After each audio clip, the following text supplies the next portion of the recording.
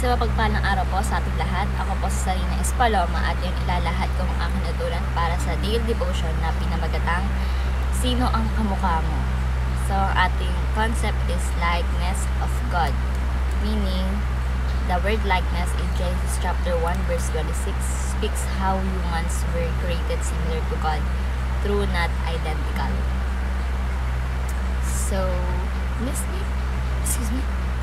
this means we reflect aspects of God's nature such as reason, morality, creativity, and relational capacity, yet we're not divine.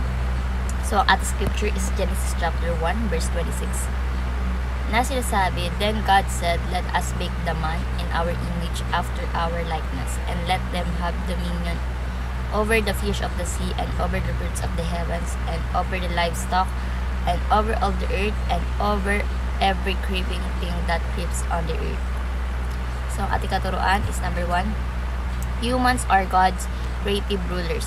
Meaning to say, nilalang tayo ng Panginoon Diyos upang mamahala at pangalagaan ang kanyang mga nilikha. Diba? Yung pagtatanim ng halaman, ganyan, at pangalaga sa ating kalikasan, ay nagpapakita ng pagiging mabuting tagapamahala. So, human are God's creative rulers. Number 2, human are God's developer. So, inilagay tayo ng Panginoon Diyos sa mundo upang paunlarin at ayusin ang mga bagay. Diba? Like, talent, paggamit ng talent para mapaayos yung tahanan mo, komunidad, and also yung work mo, diba? So, human are God's developers. And last is, human are God's multipliers. Tinawag tayo ng Panginoon Diyos upang paramin ang mabubuting bagay at papalago. Diba? Like, pagtuturo ng kabutihan sa iba, pabuo ng pamilyang may takot sa Panginoon Diyos. So, human are God's multipliers. So, bilang application po is number 1. Be a creative ruler of everything you have. So, gamitin mo ng tama at maayos ang anumang meron ka. Maging responsable ka sa iyong pag-aari. Like, sa pera, diba? Dapat sa pera, sa oras, sa talent, dapat maayos ka mamahala niyan. Dapat may planning ka para dyan. Kung saan mo gagamitin, kung saan mo hindi gagamitin, diba? So, be a creative ruler of everything you have. Number 2, be a developer of everything entrusted to you. So, paunlarin mo yung mga bagay na pinagkatiwala sa iyo ng Panginoon Diyos.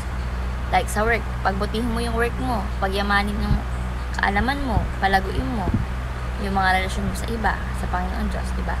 So, be a developer of everything entrusted to you. And lastly po is, be a multiplier of everything in your care.